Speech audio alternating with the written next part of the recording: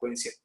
En cuanto a la relación mujer a hombre, es mayor en las mujeres, de 5 a 8 por cada varón.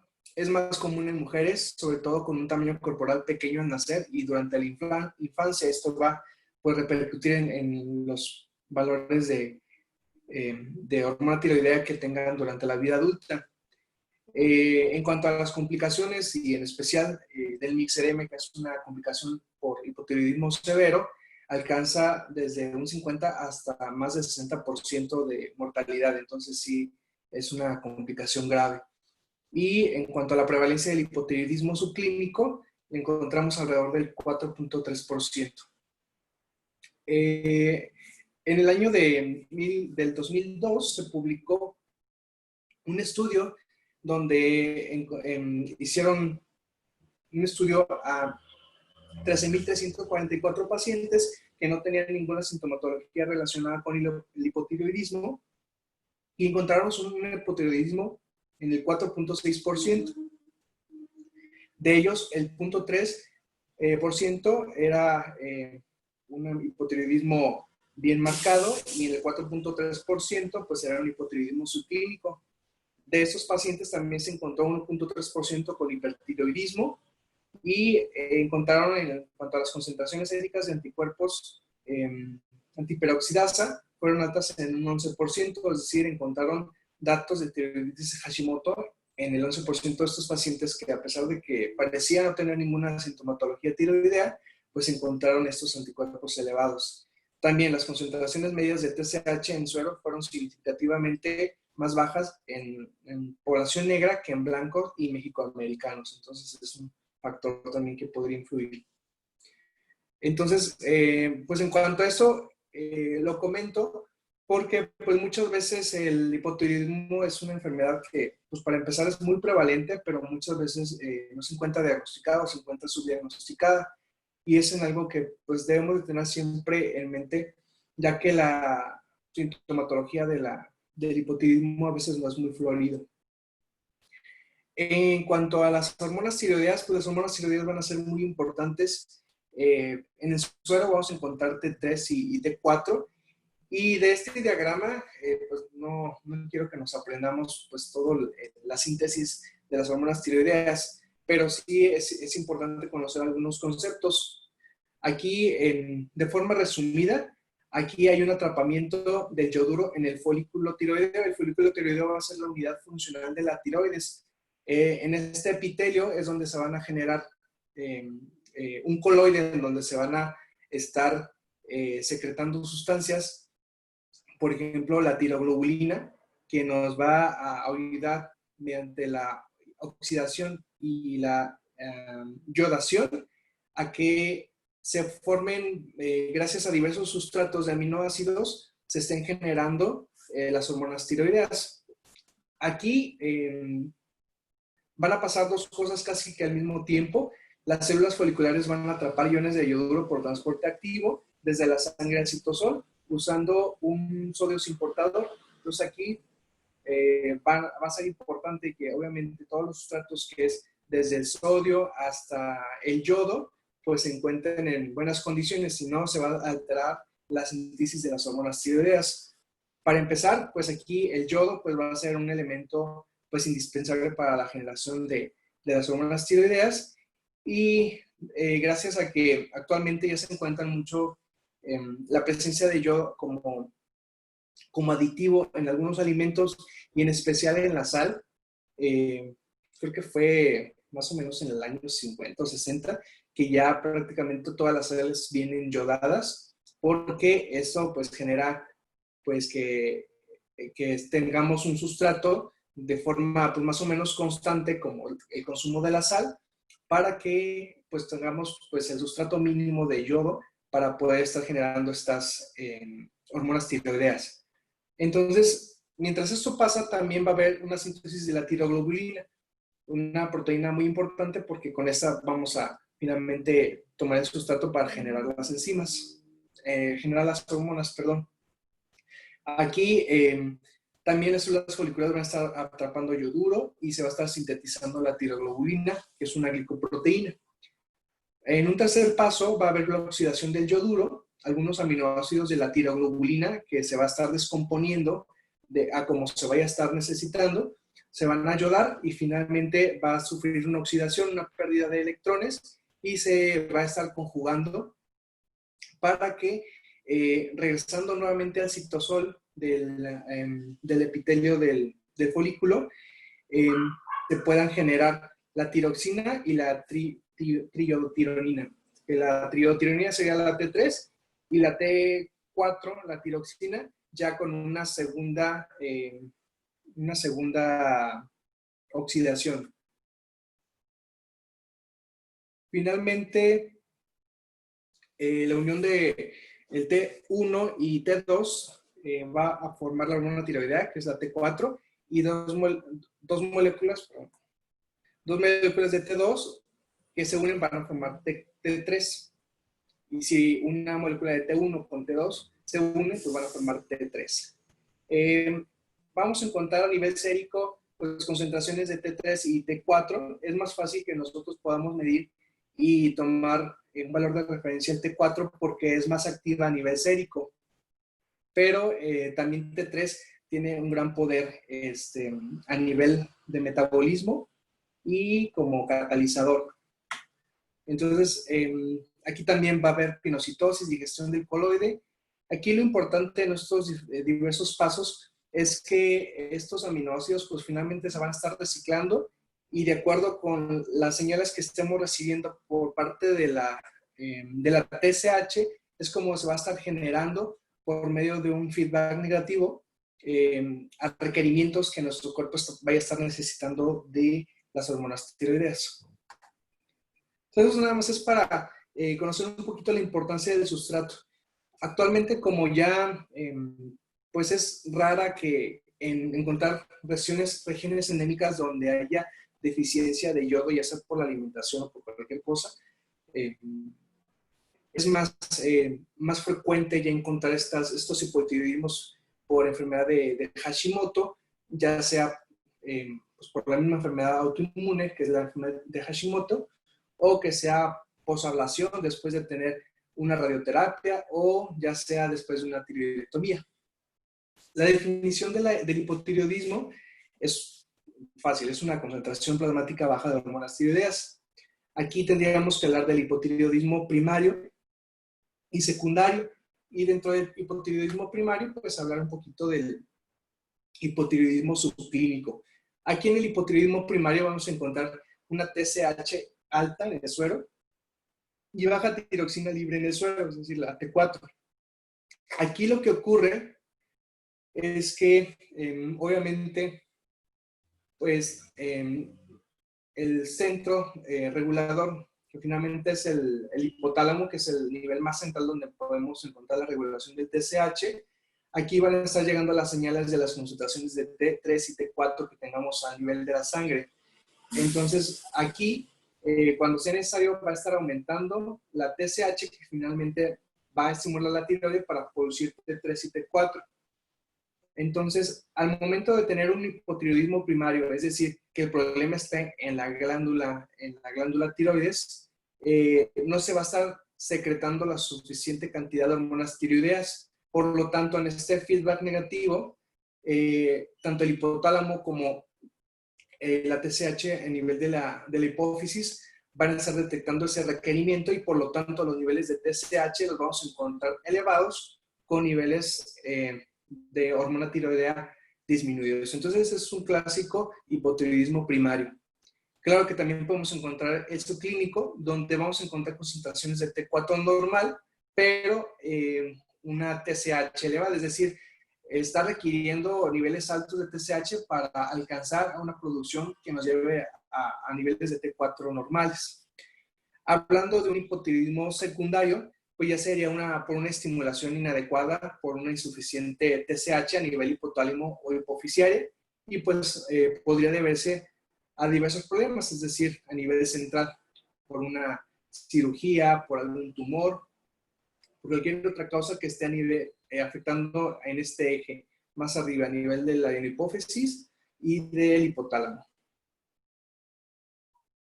Y como les comentaba, la etiología puede deberse a una causa primaria, secundaria o una causa transitoria.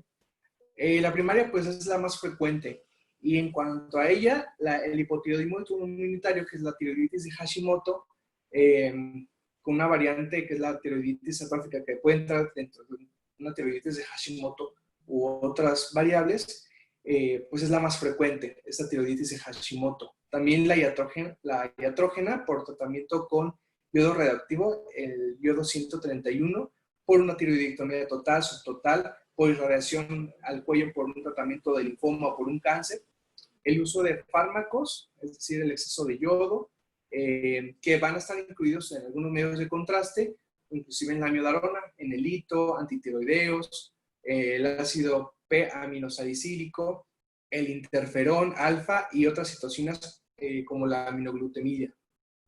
También el hipotiroidismo congénito, que es la ausencia o ectopia de la glándula tiroides, la dishormogénesis, mutación del TSHR, déficit de sodio, que es lo que les comentaba que casi ya no vemos, al menos en países pues desarrollados.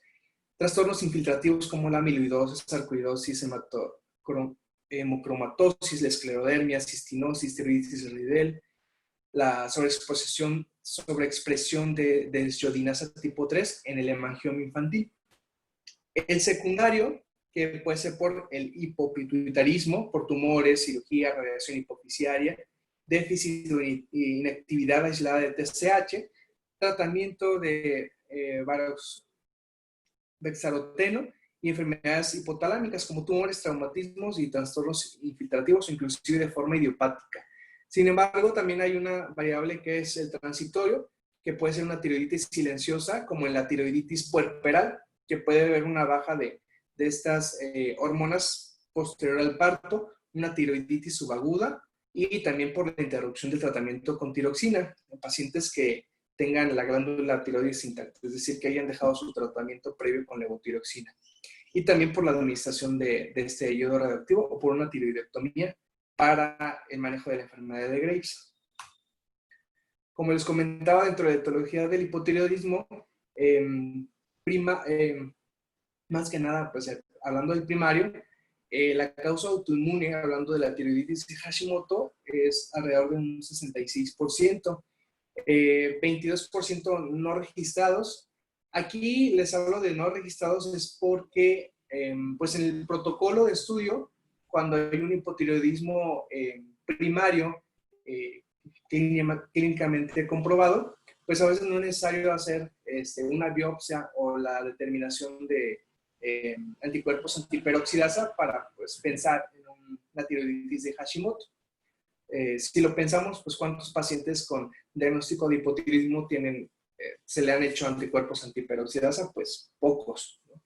Entonces, por eso es alta esta cantidad de los no registrados. Postablativo, es decir, posterior a una radioterapia o por una tiroidectomía, inducido por fármacos o congénito.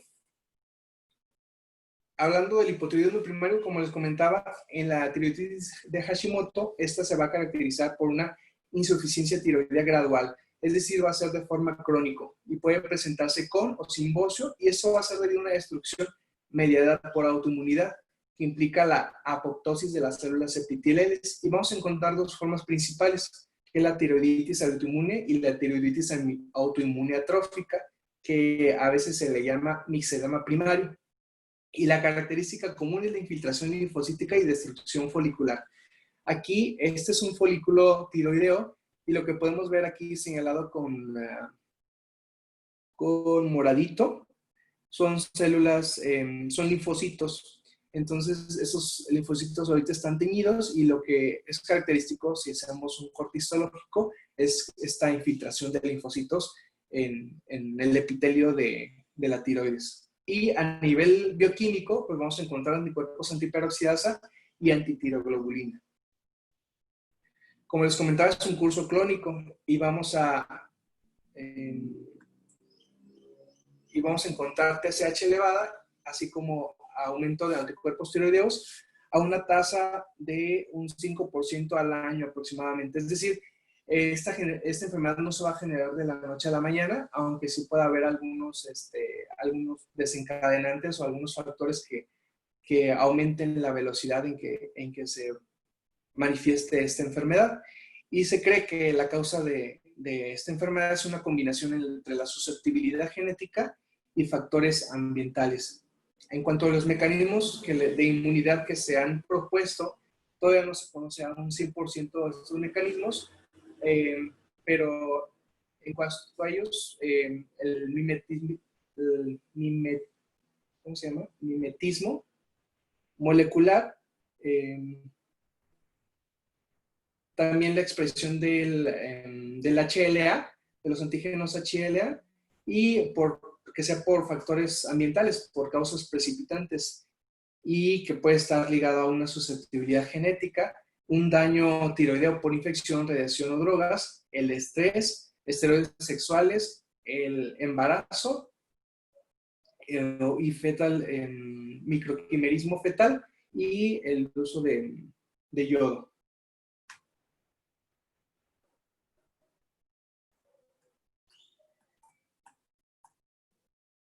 Aquí no voy a hablar de todas las causas que pues, provocan un hipotiroidismo, pero aquí sería importante conocer cómo se pueden asociar algunos fármacos en que se aumenten o disminuyen las hormonas tiroideas, ya que obviamente en una valoración completa del paciente pues deberíamos descartar que sea un hipotiroidismo exógeno por el uso de fármacos. Entonces, por ejemplo, el yodo, la amiodarona, el litio, el interferón aumentan la secreción de hormona tiroidea. Entonces, sí deberíamos de preguntar de forma intencionada en pacientes que estemos sospechando de hipotiroidismo si tienen el antecedente de consumo de alguno de estos medicamentos. También los que, al contrario, disminuyen la secreción de la hormona tiroidea es el yodo, el propiltiuracilo, el metamizol, litio y amiodarona, que estos primeros, pues obviamente sabemos que son utilizados para el hipertiroidismo, pero pues a veces, sobre todo cuando no hay un buen control, pues nos puede afectar y del hipertiroidismo llevarnos al hipotiroidismo. Algunos medicamentos que van a disminuir la absorción de la T4 y que deberíamos de tomar en cuenta, sobre todo hablando de la T4 exógena, que es la levotiroxina, es el calcio, los inhibidores de protones, colestiramina, colestipol, aluminio, sulfato ferroso, sucralfato, raloxifeno y el café. Es por eso que, si recordamos, pues la levotiroxina siempre recomendamos que sea en ayunas o al menos una hora antes del desayuno. Y los que aumentan la tiroglobulina sérica son los estrógenos, el tamoxi o el raloxifeno, el fluoracilo, capecitabina, erolimina, metadona. Los que lo disminuyen son, por ejemplo, el danazol y los glucocorticoides. Los que inhiben la unión a proteínas transportadoras, lo que va a disminuir su biodisponibilidad, la carbamazepina, la fenitoína, salicilatos, heparina y sulfonilureas. Los que van a aumentar el metabolismo de T4 y T3, fenobarbital, fenitoína, rifampicina, carbamazepina y sertralina. Los que disminuyen la actividad de la 5-deoxidinasa, por lo tanto la disminución en la síntesis de las hormonas, los glucocorticoides, amiodarona, propiltiuracilo. Y otros que lo pueden disminuir, pues los inhibidores de la tirosincinasa, que son utilizados luego en tratamientos de quimioterapia. Entonces, estos van a estar afectando finalmente pues el eje de las hormonas tiroideas. En cuanto a las manifestaciones clínicas, como les comentaba, pues no hay, son muy variables las manifestaciones que puede tener alguien hipotiroideo, a veces ni siquiera tomarles importancia. Sin embargo, en la guía nos mencionan cuáles son las que se han encontrado con mayor probabilidad y aquí nos mencionan, al menos en orden en porcentajes, la intolerancia al frío y las alteraciones en la memoria en un 39% de los pacientes con hipotiroidismo clínico. Otras que le siguen en frecuencia, la voz ronca y la constipación, así como la piel seca. Entonces, es de las cosas más frecuentes que vamos a encontrar. Y esas manifestaciones van a estar dadas ya por los diferentes mecanismos en que se va a estar afectado esa disminución de la hormona tiroidea, ya sea, como dice aquí, la disminución en los procesos de la velocidad en los procesos metabólicos o por la acumulación de sustancias en la matriz extracelular u otras. Entonces, aquí obviamente en cuanto a lo metabólico, pues vamos a hablar de mucho ahorita más adelante. La acumulación de matriz, de las sustancias en la matriz, es lo que nos va a dar como signos más bien para pensar en este padecimiento como la piel seca, el edema, una cara redonda, edema preorbital y la macroglosia, que es el aumento, el tamaño de la lengua. Y en cuanto a otros, pues una audición disminuida, mialgias, parestesias, depresión, menorragia, artralgias, retraso puberal, hipertensión diastólica. Podemos encontrar también algunos casos de derrames pleurales, hipericárdicos, ascitis y galactorrea. En cuanto a las manifestaciones clínicas en el adulto mayor suelen variar con respecto a las que nos suelen presentar los adultos jóvenes. Entonces, si vemos este cuadro comparativo de personas menores de 55 años, podemos encontrar fácilmente que la fatiga es el síntoma predominante. De ahí le siguen la debilidad y la intolerancia al frío, las parestesias, el aumento de peso, los calambres musculares, y de ahí para abajo. Y en cuanto a los adultos mayores, pues sí, la fatiga pues también va a predominar, pero también otros que aumentan en un porcentaje bastante importante son la depresión, los cambios cognitivos y la piel seca. Entonces, aquí sí podemos sospechar en un paciente que pues tiene mucha intolerancia al frío, se cansa muy fácilmente y tiene algún dato clínico o algún signo en la exploración que nos haga sospechar del hipotiroidismo. En cuanto a las manifestaciones, las que les había comentado que tienen que ver con el enlentecimiento de los procesos metabólicos, pues podemos encontrar movimientos lentos, un lenguaje lento, intolerancia al frío, ya que hay alteración de la regulación de la temperatura, la constipación, bradicardia, eso suele ser bastante frecuente, el retardo en la relajación de los reflejos tendinosos, el aumento de peso y también las otras manifestaciones que están relacionadas con este acúmulo en la matriz extracelular de glucosaminoglucanos en este espacio intersticial. Por lo tanto, vemos que el cabello y la piel gruesa, facies abogatada, macroglosia, ronquera. Entonces es como una especie de edema, pero más bien por los glucosaminoglucosanos que se están depositando en esos tejidos blandos. Estos síntomas obviamente son fáciles de reconocer en un adulto joven, aunque en un adulto mayor pues a veces no se reconoce porque pensamos que es parte del envejecimiento normal, pero pues no lo es. Sobre todo por eso que la piel se vuelve más laxa, pero si vemos edema, macroglosia, pues no es normal. Siempre hay que investigar la presencia del hipotiroidismo, ya que ocurre de manera simultánea con otros síndromes, como es frecuente en el síndrome del túnel del carpo, en el síndrome de la apnea obstructiva del sueño, la hiperprolactinemia y la hiponatremia. Entonces, dentro del abordaje de la hiponatremia, sobre todo una hiponatremia crónica en un adulto mayor, inclusive en un adulto joven, pues habría que pensar siempre pues como una posibilidad el hipotiroidismo. Aquí son una serie de manifestaciones a nivel cardiovascular, a nivel hematológico y a otros sistemas del hipotiroidismo. Aquí lo voy a dejar, no voy a mencionar todos porque son muchos, pero por ejemplo, hablando de manifestaciones cardiovasculares, la presión diastólica esta que esté aumentada, pues es sugestivo, ¿no? Del hipotiroidismo. También la bradicardia, ¿sí? Las resistencias musculares aumentadas, la masa cardíaca disminuida y la contractilidad así disminuida también, pues también nos podría hacer pensar, ¿no? En cuanto al electrocardiograma, pues podemos encontrar un QT prolongado, bradicardias, arritmias o bajo voltaje en el electrocardiograma. También podemos encontrar el aumento de las grasas a nivel de la sangre.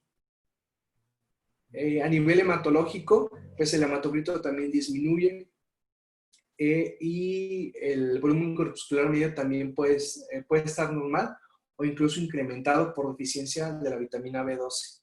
También a nivel de la médula ósea, la celularidad la encontramos disminuida y también podemos ver alteraciones a nivel de la coagulación.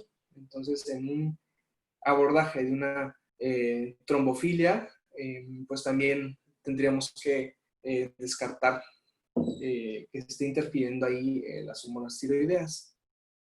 A nivel a nivel renal, de los fluidos y los electrolitos, pues también la perfusión renal está disminuida, los efectos de la hormona antidiurética están aumentados y el péptido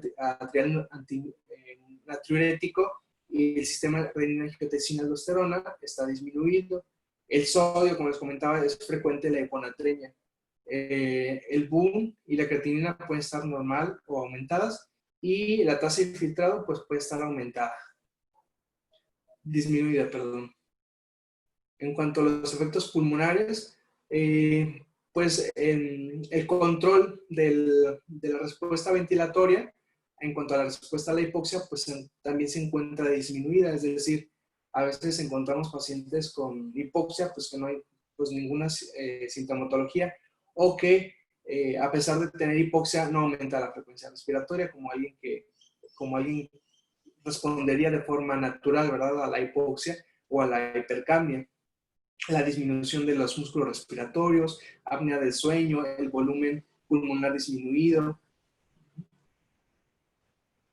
En cuanto al diagnóstico, en algunos casos hablan de tamizaje, aunque como tal, pues no hay, al menos en la guía mexicana, no menciona nada de que haya que hacer un tamizaje a todas las personas, pero sí hay ciertas asociaciones que nos hacen algunas recomendaciones en cuanto al tamizaje, ya que pues muchos permanecen con un hipotiroidismo subclínico o un hipotiroidismo franco y pues nunca se diagnostica. Por ejemplo, la Asociación Americana de Tiroides recomienda que a partir de los 75 años y cada 5 años.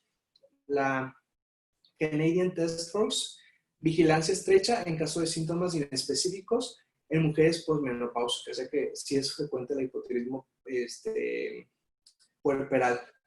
Y el Colegio Americano prefiere que después de los 50 años, con uno o más síntomas atribuibles a la enfermedad tiroidea. Entonces, pues si alguien tiene más de 50 años y tiene fatiga o cualquier cosa, pues o sea, podría ser candidato a pues, hacer un tamizaje para ver cómo están las hormonas tiroideas.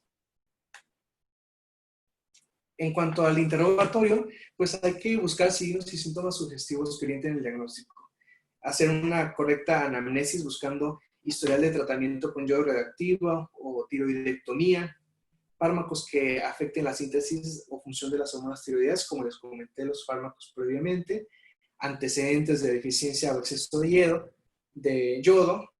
A veces vemos un paciente y no sabe ni qué le hicieron en el cuello, pero tiene la cicatriz, pues pensar, ¿no? ¿Por qué tiene esa cicatriz? Si tiene alguna tiroidectomía o qué le habrán hecho.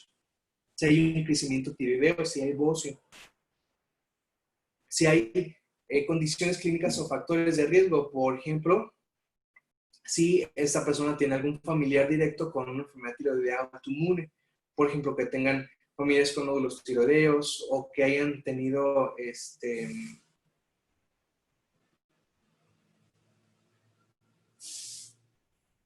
escuchan? ¿Sí me escuchan? Sí, okay. bueno. O sea, que tengan familiares de línea directa con alguna enfermedad tiroidea, inclusive cáncer de tiroides, habría que buscarlo. Si tienen una enfermedad endocrina autoinmune, como la asociada a la diabetes tipo 1, insuficiencia adrenal o falla ovárica, que sí pueden estar relacionadas, como y también la enfermedad no endocrina autoinmune, como la enfermedad celíaca, el vitiligo, la anemia perniciosa, el Sjögren, esclerosis múltiple, hipertensión pulmonar, el posparto, antecedentes de una enfermedad tiroidea hipofisial o hipotalámica, tratamientos que lesionen el tejido tiroideo como la radioterapia, portadores de síndrome de Turner o síndrome de Down, y antecedentes de consumo actual de tabaco, y aquellos que fueron sometidos a trasplante de médula ósea. En cuanto a las pruebas diagnósticas, obviamente las pruebas diagnósticas a nivel bioquímico pues, son las que nos dan el diagnóstico, ya que pues, a veces las pruebas de manifestaciones clínicas pueden ser muy específicas. Hablando de un hipotiroidismo primario en adulto joven, pues una TSH por arriba de 10 miliunidades y T4 libre arriba de 0.9. Un hipotiroidismo central, sí, el TSH es por debajo de 1 unidades internacionales por mililitro. La determinación de estos anticuerpos antitiroglobulina y antiperoxidasa. Y como les comenté, como es el más activo a nivel sérico, es la T4, pues no vale la pena la cuantificación de T3. En realidad no es necesaria. Con TSH y T4 podemos hacer el diagnóstico. Los valores normales, al menos los de referencia que tenemos, por ejemplo, en el hospital, TSH varía entre 0.37 y 4.5 miliunidades por litro y la T4 libre entre 0.74 y 1.26 nanomoles por litro. Aquí en este cuadrito, si es muy grande, pero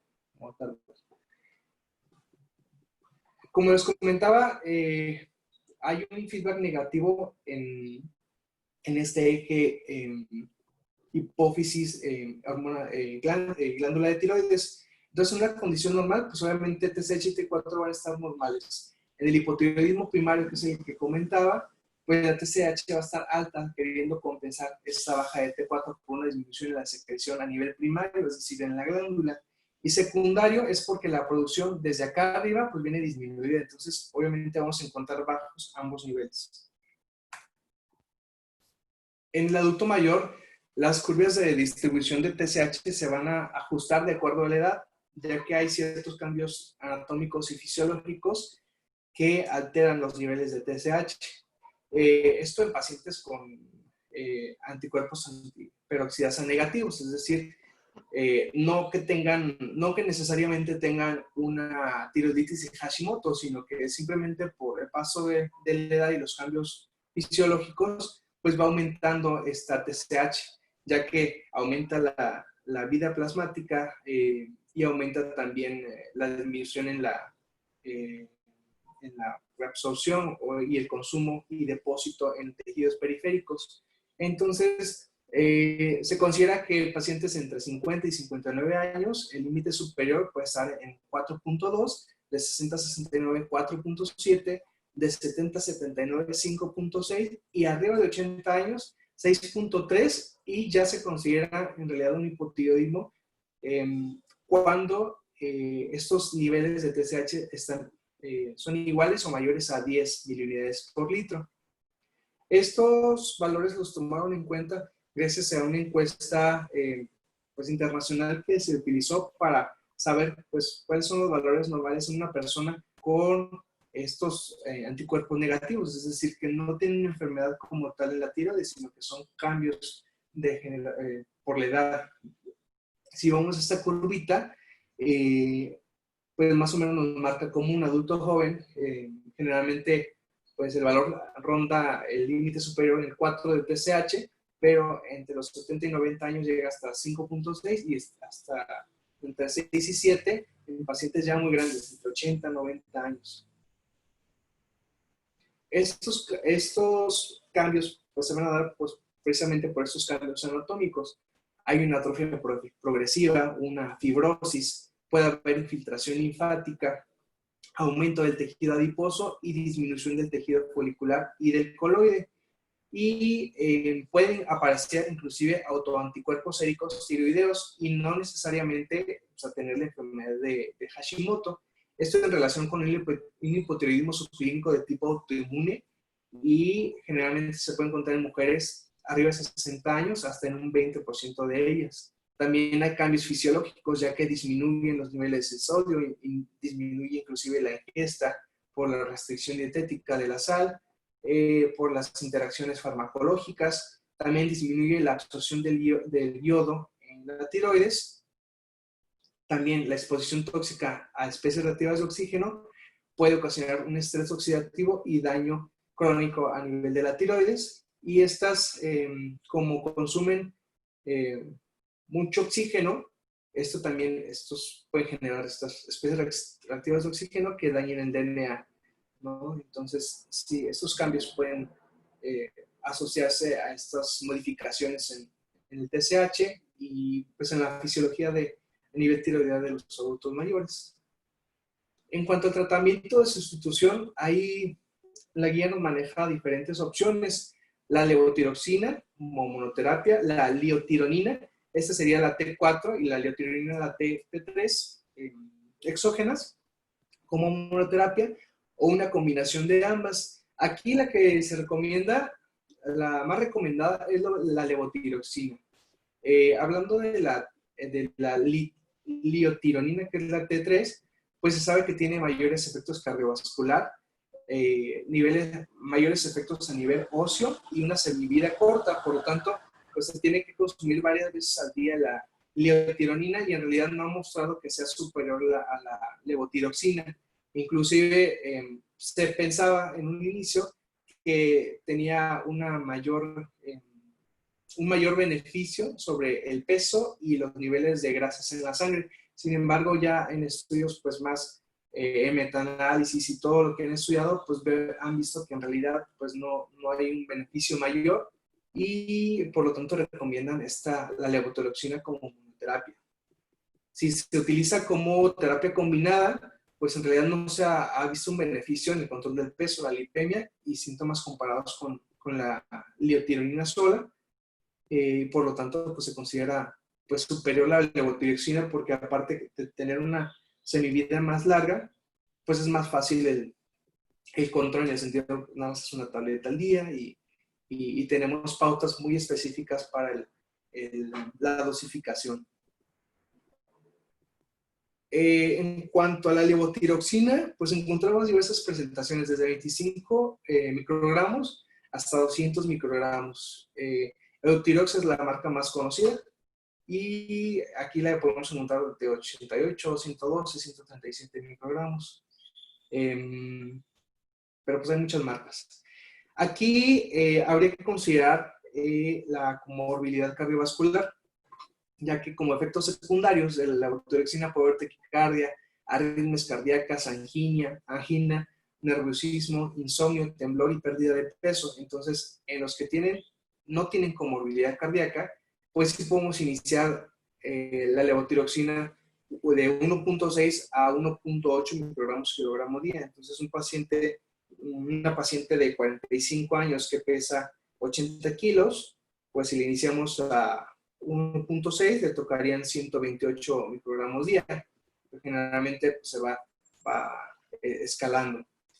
Aquí, como les comentaba, pues se toma en ayuno 1 hora previa al medicamento o la comida y 4 es otra opción, 4 horas después de comer, pero para que no tenga interacción con los ácidos, con la modificación del pH y con los demás fármacos que puede estar consumiendo el paciente.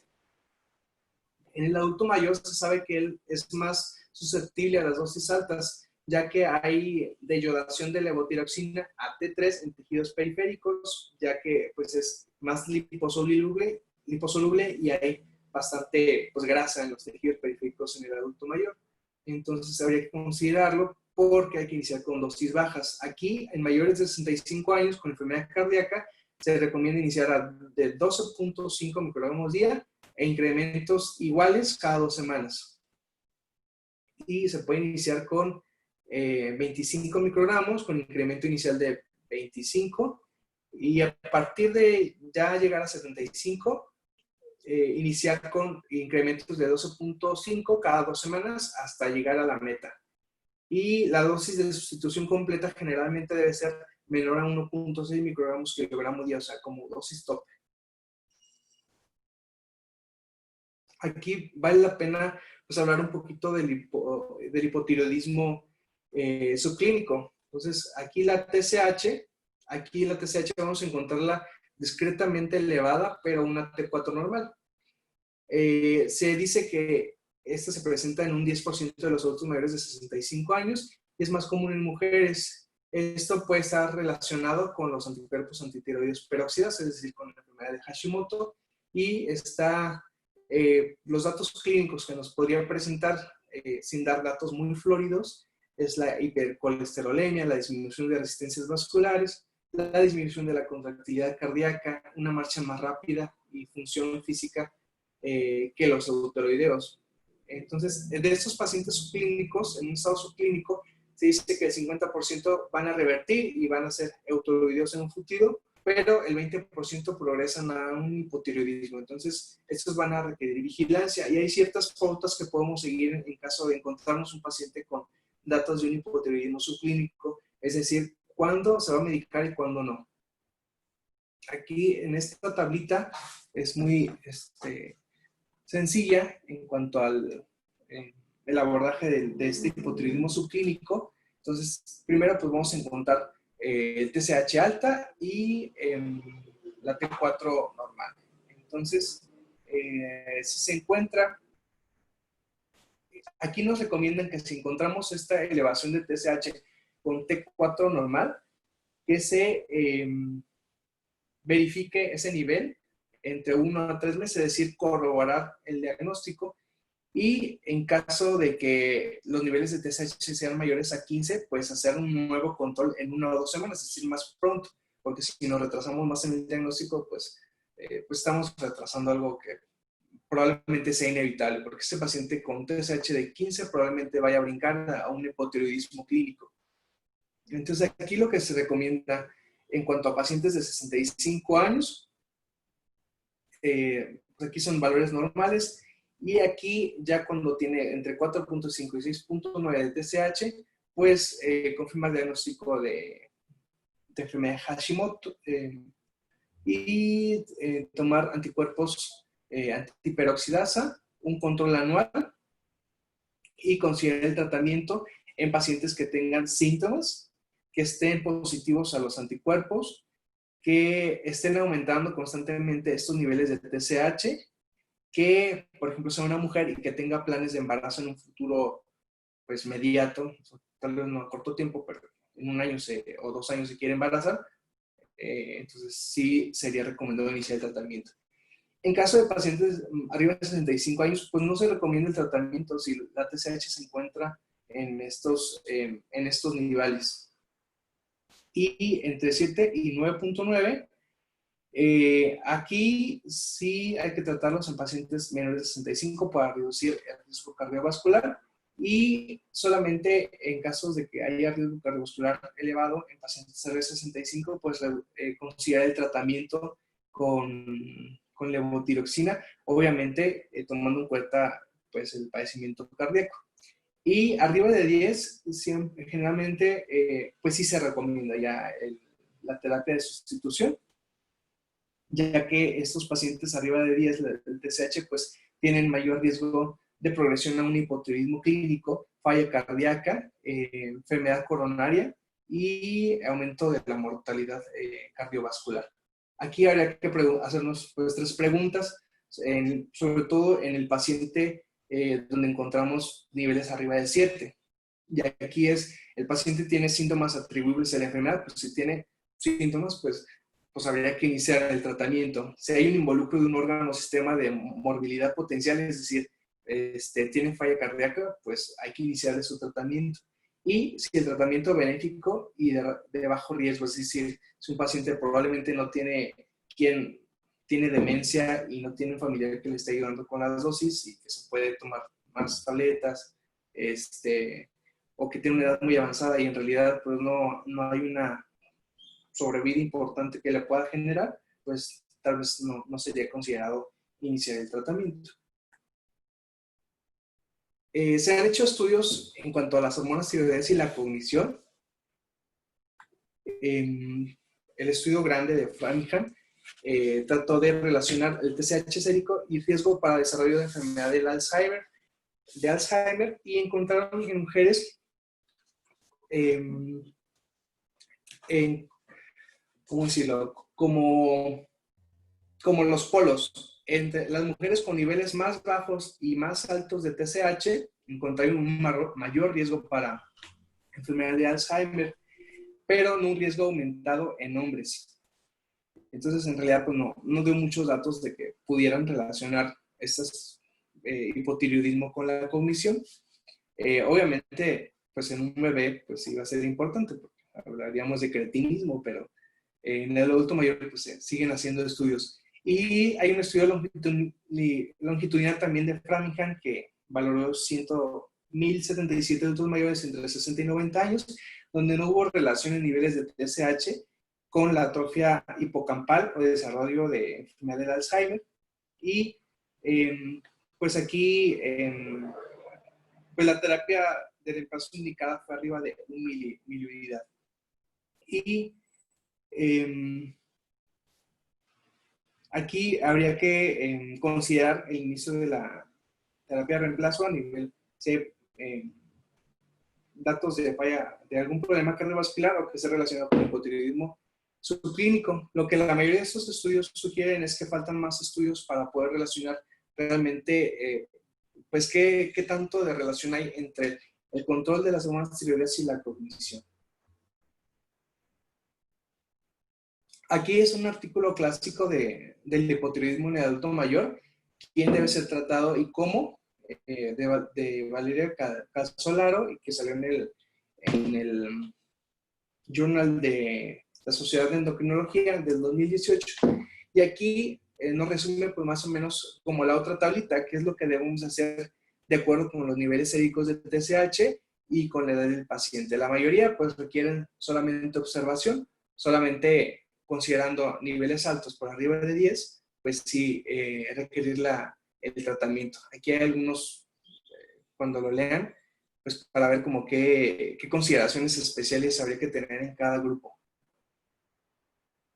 De complicaciones, pues en realidad, pues muchas enfermedades van a estar relacionadas con el hipotiroidismo, como les hablaba, la falla cardíaca, pero una complicación por un hipotiroidismo grave, pues sería el coma mixedematoso. Esto es importante ya que tiene una mortalidad mayor al 60% cuando se presenta. Es una condición casi exclusiva del adulto mayor, casi no vemos pacientes jóvenes con comas mixedematosos, pero es raro que se presente. Y la frecuencia es mayor en mujeres mayores de 60 años. Aquí ya no tuve el cero, en mi computadora se descompuso, entonces por eso los ceros están perdidos. Perdón. Y aquí es un hipotiroidismo de larga evolución no tratado o con una descompensación por algún desencadenante generalmente. Aquí se presenta muy frecuentemente pues esta triada de la hipotermia, bradicardia e hipoventilación. También generalmente llegan con alteraciones graves del estado de alerta como estupor, inclusive la coma, y pueden presentar una hiponatremia dilucional. En estos pacientes este hipotiroidismo severo no viene solo, muchas veces viene acompañado de una crisis adrenal. Entonces habría que medir el cortisol sérico para sustituir con hidrocortisona, para evitar esa crisis con la sustitución con levotiroxina, que se recomienda la levotiroxina intravenosa. Como les comentaba, la mortalidad pues mayor al 60%. Aquí, como vemos en estas imágenes, pues obviamente este mixedema pues es por el acúmulo de estos glucoproteoglucanos. O sea, no es el edema como tal, sino más bien el acúmulo en la matriz extracelular, en el espacio intersticial de todos estos, de todas estas sustancias. Pues puede haber bradicardia, pues el mixedema a todos los niveles. Por eso a veces inclusive llegan a requerir manejo avanzado de la vía aérea por un aumento importante de tamaño en la vía aérea, de la lengua, y sobre todo por las alteraciones mentales. Aquí, factores precipitantes, quemaduras, retención de CO2, por ejemplo, en pacientes con apnea obstructiva del sueño, que es una que está relacionada con el hipotiroidismo, la hipoglucemia, hipotermia, infecciones, medicación como con amiodarona, los anestésicos, barbitúricos, betabloqueantes, diuréticos, litio, opioides, fenitoína, por un EBC puede estar desencadenado, inclusive por una cirugía o un trauma.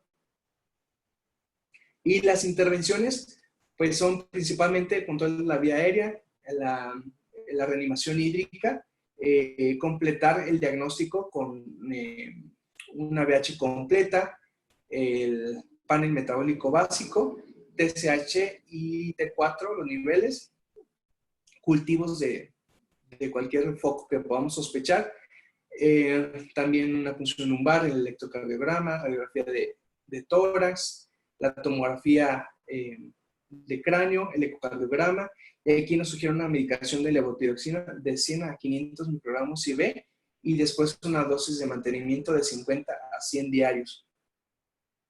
Y pues también considera el uso de la hidrocortisona para evitar esa crisis adrenal. En ocasiones podrían requerir antibióticos de amplio espectro y el uso de vasopresores. Entonces, como tiene una mortalidad alta de 60%, pues es importante reconocerlo. Y es todo. No sé si tengan una duda, algún comentario. Yo, Monas, tengo una duda, bueno, algunas. Oye, ¿cómo le damos el seguimiento entonces al paciente con hipotiroidismo? ¿Cuáles son nuestras metas? No sé si por ahí lo tenías. No sabes qué, creo que no lo puse esa diapositiva. Sí lo vi, pero no. Pues sí que tenía que ser cada, no me recuerdo.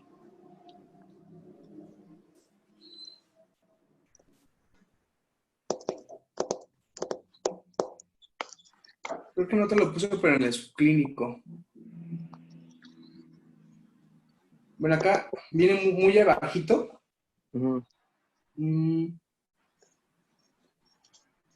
En teoría, después de que se inicie el tratamiento, se deben de medir cada 6 semanas y ajustar. En caso de que ya, en caso de que ya tengamos como que la dosis, estemos en meta con esa dosis, ya los seguimientos se pueden dar cada 6 meses. Pero ya que se ha logrado pues la dosis ideal, pero se debe estar ajustando cada 6 semanas, es decir, cada mes y medio más o menos. Ok, bueno, aquí lo ideal es sí cada 6 semanas mínimo, porque son el tiempo que va a necesitar para que nosotros tengamos un cambio dentro de nuestro perfil tiroideo y es necesario que nos guiemos con la TSH. Esta TSH debe de estar en el adulto mayor entre 1 y 4, ¿ok?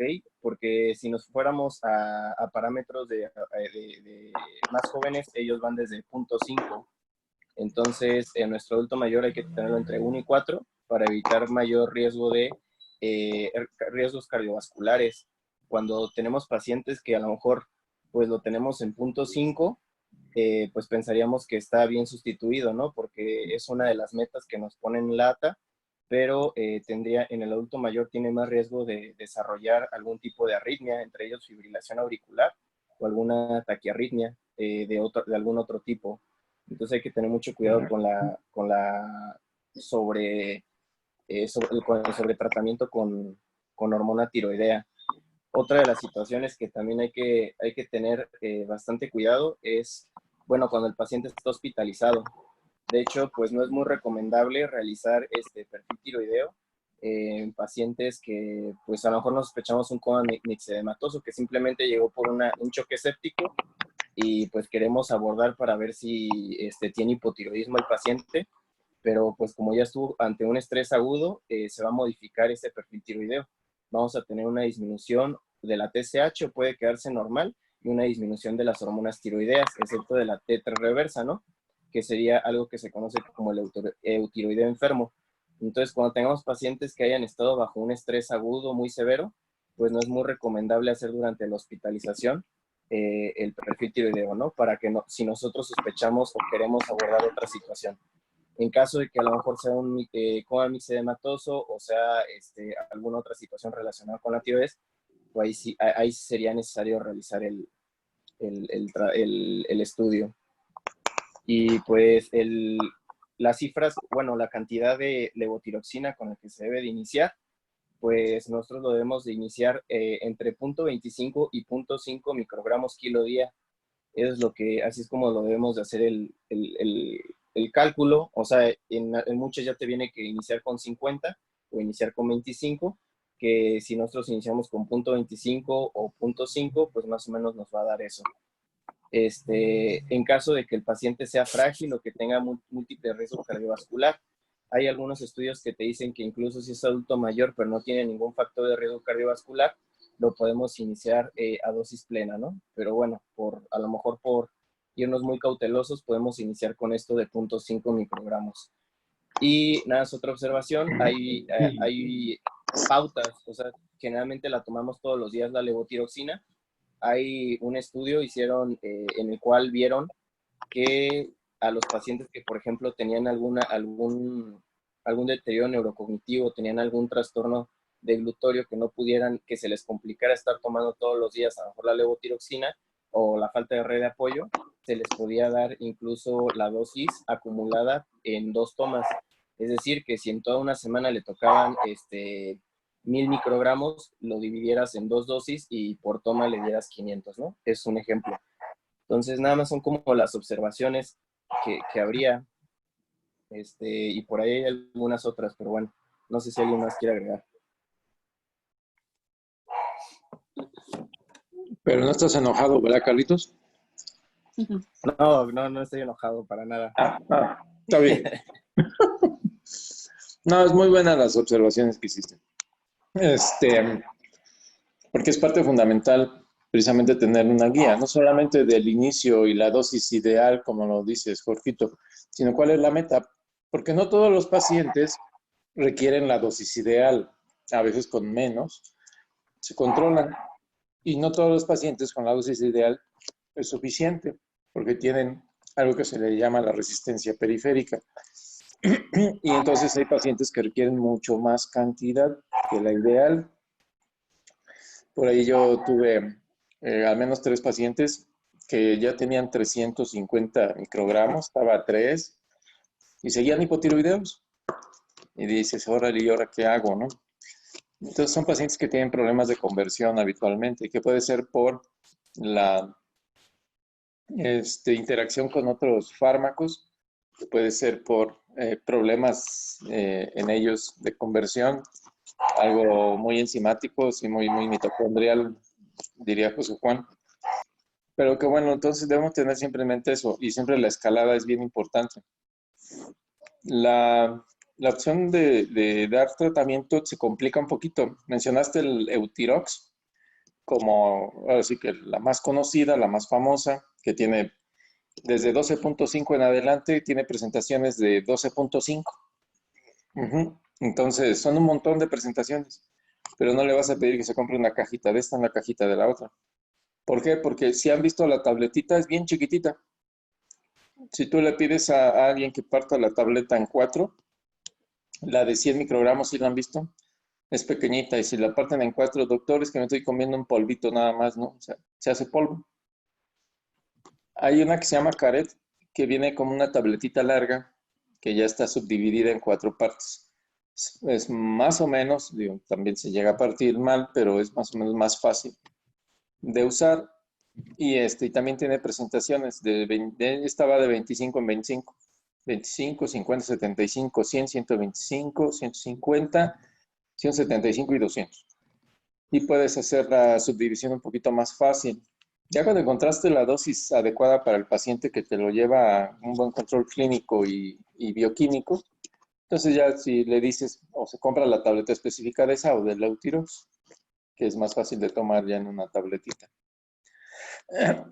Yo no te oí sobre en el embarazo o me distraje. ¿Sí dijiste algo del embarazo? Está apagado tu micrófono. Está apagado tu micrófono, Jorge. Sí. Solamente lo menciona en el apartado del hipotiroidismo subclínico. Si la mujer tiene pensado embarazarse pronto. pero solamente en ese caso, bueno, obviamente si tiene antiperoxidasa positivas o si tiene la enfermedad de Hashimoto como tal, pues sí. Pero pues Pero hay las embarazadas pues sí hipotiroideas. tienen que tomar. Ajá, y hay hipotiroideas ya en tratamiento que se van a embarazar. Sí, Ahí el manejo ellas es un sí tienen que poquito estar sustituidas. y bien sustituidas, Bien, bien, bien ¿no? sustituidas. Llevándolas a la meta que comentaba Carlitos, a la básica de 0.5, con T4 libre normal, ¿sí? Para que, Y no salen cretinos, ajá, yo conozco cretininos. muchos. No, por esos no son. Parecen, pero no. Bueno, doctor Lascano, ¿quiere comentar algo? Oye, sí, que me perdí un buen rato, que relajo con el internet. Oye, Internet. y en esas salidas, no sé si pusiste las condiciones que afectan, como dijo Carlos, la TSH, la medición de la TSH. Mm, O sea, a por nivel in ejemplo, y vitro, ese es muy frecuente. Y tiene razón, cuando un paciente escéptico, si pides perfil hormonal, perfil tiroideo, puede salir muchas de las veces alterado, pero por la presencia de sepsis. Ajá. No sé, déjame pues ver, a ver qué dice Sol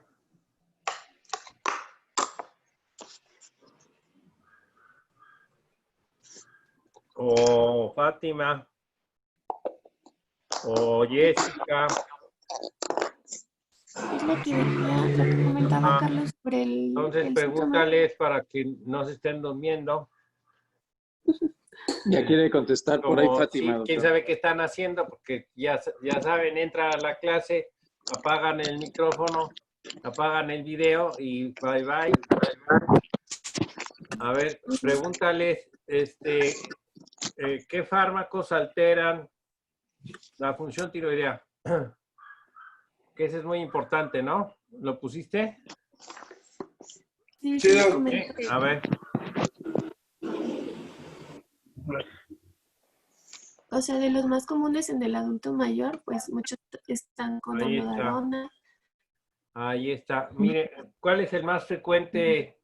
¿Cuál es el más frecuente y el que tiene, digamos, más, hablamos así de poder para modificar la función tiroidea? La miodarona.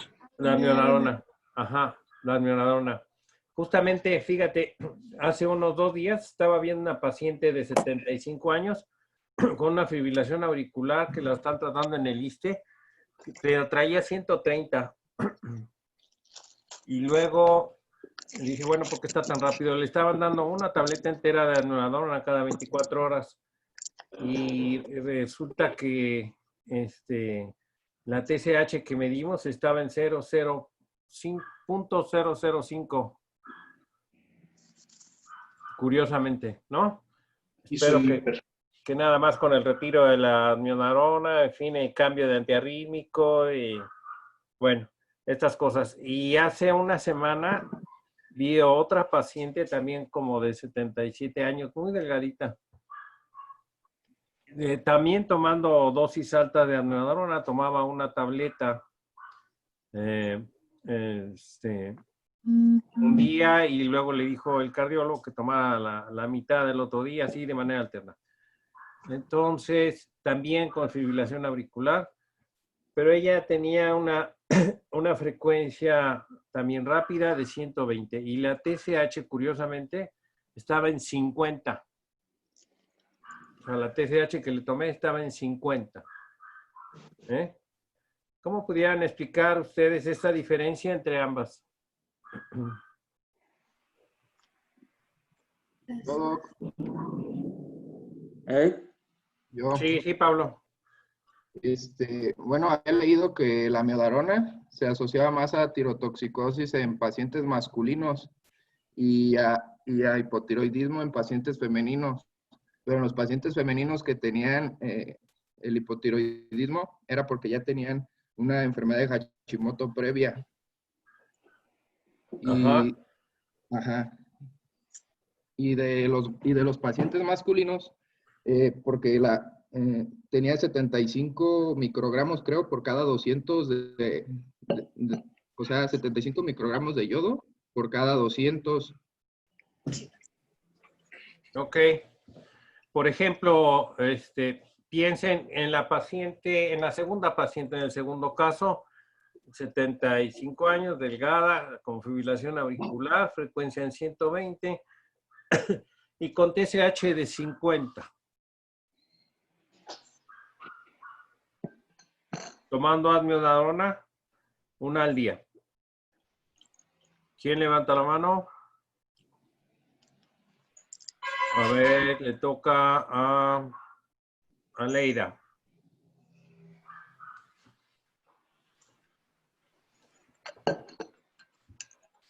Aleida no está. ¿No? ¿Sí está? Perdón, doctor, es que estoy en la UMF y va a entrar mi paciente ahorita. Ah, ok. Bueno, Perdón. entonces, está bien. Citlali, Sí, doc, aquí estoy. a ver, dime. Pues mire, yo creo que tiene que ver con el efecto Wolff-Charcot y con el Jod-Wasserman que hacen la miodarona dentro del paciente. Que el efecto de Wolff tiene que ver con que una tiroides está más o menos sana y la de Jod se refiere a pacientes que tienen enfermedades autoinmunes tiroideas. Y la miodarona puede dar respuesta de un hiper o un hipotiroidismo dependiendo de la enfermedad de base del paciente. O sea, puede ser es una molécula que puede causar las dos cosas. Ok, entonces, ¿qué haces con esta paciente? Nada más, no recuerdo si ya tenía dosis de levotiroxina. Ya tenía dosis. Estaba tomando 75 microgramos. 75 microgramos y una tableta sí, de levo. Una frecuencia cardíaca de 120, ¿verdad? 120. Ajá. Pero con TSH de 50. Y con amiodarona una cada 24. Ajá. Yo creo que pues podríamos aumentar un poquito la sustitución hormonal tiroidea y también realizar ajuste en la miodarona. O sea, tal vez aumentar un poquito las dos. Porque si aumentamos la dosis de levotiroxina va a aumentar la frecuencia cardíaca también.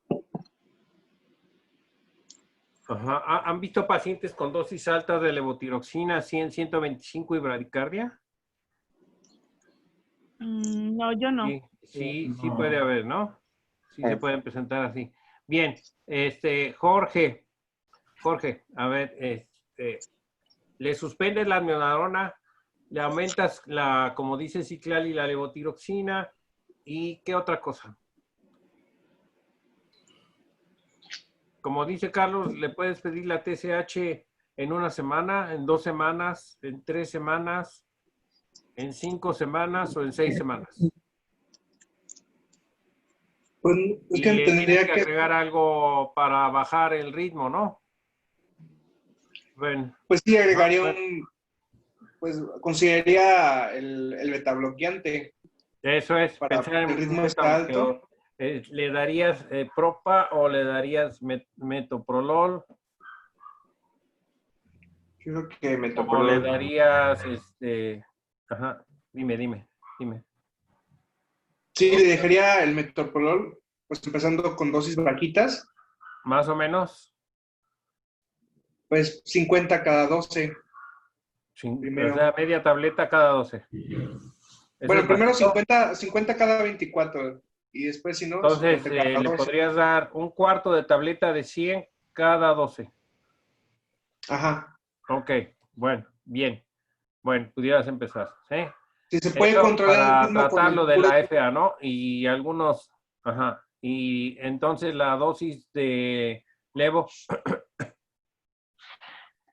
pues tendría que aumentarla con incrementos de 25 microgramos. Ajá. Y no está suponiendo que algo tiene que ver la amiodarona y a la hora que la retires puede normalizarse la función. Bueno, entre Pues sí. comillas. Pues sí podría normalizarse, pero la verdad no sé en cuánto tiempo debería de regularizarse. Y me imagino que en corto tiempo. Ajá, Carlos, a ver, dime. Pues la verdad, para que tuviéramos ya el cambio serían las 6 semanas, para que nosotros pudiéramos hacer ya nuestro cambio definitivo, porque en 1 o 2 semanas puede que no tengamos ningún cambio o que sea mínimo, pero nosotros lo que necesitamos saber es con cuánto se va a quedar el paciente. Ok, Entonces, está bien. Sí, Jorge, es lo que dice Carlos. Pueden ser 6 semanas. ¿Por qué motivo? ¿Por qué, Carlos? porque es el tiempo en el Y que Jorge tarda, creo que sí lo dijo. Tú lo dijiste también. A ver, sí, dime. porque es el tiempo en el cual nosotros ya vamos a tener una adaptación del eje como tal. Esa es una posibilidad. Y la otra, ¿cuál es la vida media de la levo?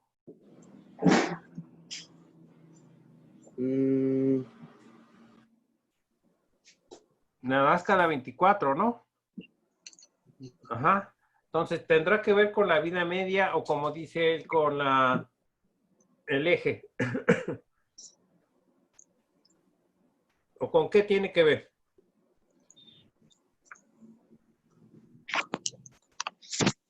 Ajá. Sí tiene que ver con eso. Sí tiene que ver con eso. Ajá. Por eso, cuando empieces a dar una terapia de sustitución de hormona tiroidea, no va a cambiar mucho la función tiroidea en general hasta después de 6 semanas. Esa es una razón por la que la medición que hacen para ajustar la dosis de hormona tiroidea son 6 semanas, ¿no? En este caso en particular es un poco más complicado por el hecho de que pudiera ser secundario al efecto tóxico de la amiodarona, ¿no? Entonces, en ese caso, sí tendrías, bueno, se puede considerar igualmente 6 semanas, pero aquí aumentar la dosis de levo quizá podría no justificarse hasta no tener una nueva determinación de TSH en ese transcurso de tiempo, o inclusive un poquito antes, ¿sí? Si la TSH sigue en 50, 40, 30, no sé, en niveles muy elevados, entonces dices, bueno, entonces podemos empezar aumentar la terapia de sustitución. Ajá, pero si no, es que pudiera deberse solo al efecto tóxico de la amiodarona y empezar a bajar cuando disminuye la dosis de amiodarona, por ejemplo. ¿Verdad? Eso pudieras hacer. Es interesante, van a ver cómo en la práctica clínica cotidiana se empiezan a presentar estas cosas. También lo que dijo Juan Carlos es también interesante porque ustedes tienen la dosificación, creo que nada más de 100 en el seguro, ¿no? De levo. Sí, Sí, ¿verdad? sí. Sí, ¿verdad? Entonces, Sí. sí han visto la tabletita porque a veces lo hace un laboratorio y a veces lo hace otro laboratorio. No sé el nombre del laboratorio, no son laboratorios Patito, pero no sé el nombre del laboratorio que lo hace una tableta más grande que es más fácil de partir, una de ellas. Fíjense bien. Y que pura chiquita. Ajá, ¿es pura chiquita? Sí. Porque yo he visto pacientes que me enseñan la que les dan en la consulta y es un poco más grande y entonces resulta más fácil de partir. Porque el Eutirox es caro y el más barato es el que le comentaba al doctor Juan Carlos que la tableta es más grande y ya viene ranurada. Es Armstrong, doctor. Sí. El laboratorio es Armstrong. Ok. Sí. Buena sesión, buena sesión. Buena sesión, nada más. Le vamos a dejar a este Jorgito pendiente que nos diga las metas. ¿Vale? Okay. Lo checo bien. La checamos bien. Antes de que nos vayamos, se me olvide, les quería platicar sobre igual hipotiroidismo. 10% de los pacientes con hipotiroidismo tienen hipertensión, no hipotensión. La tarea es que me digan por qué. Y luego, en pacientes mayores, en vez de subir de peso, como es lo esperado, bajan de peso. Y eso es asociado a que pues, no les da hambre. Y después de un tiempo, sobre todo porque le echamos la culpa al envejecimiento, después de un tiempo los pacientes empiezan a perder peso, porque obviamente si no comen, por mucho que el metabolismo esté bajo, pues acaban perdiendo peso. Y eso es más común en los pacientes de más de 80. Y que solamente pensamos, es que ya está viejito, es que ya no se mueve, es de que ya no quema energía y ya no está comiendo. Y en realidad lo que tiene es un hipotiroidismo. ¿Sale? Para que lo tengan presente por allí. Y les encargo lo de la hipertensión. Yo creo que nada más. Entonces, Dale. nos vemos mañana. Ok.